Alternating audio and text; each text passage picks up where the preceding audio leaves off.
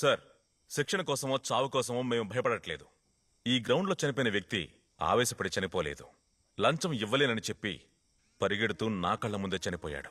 ప్రాణం ఇచ్చి ఈ శిక్షణను పూర్తి చేయడానికి మేము సిద్ధంగా ఉన్నాం. లంచం తీసుకోకుండా ఈ పిఆర్ఎస్ ని నడపడానికి మీ కార్యవర్గాన్ని మీరు సిద్ధం చేయండి. అయితే ఇన్నాళ్ళు ఇక్కడ ట్రైనింగ్ జరగలేదు, డబ్బులు వసూలు చేయడమే జరుగుతుంది కదూ? పోయి ట్రైనింగ్ కుర్రాల దగ్గర డబ్బులు వసూలు చేసేది?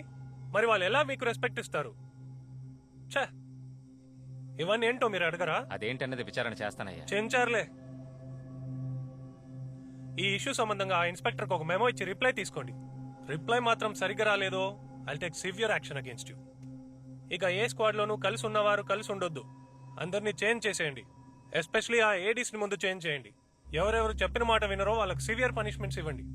ఎవరైనా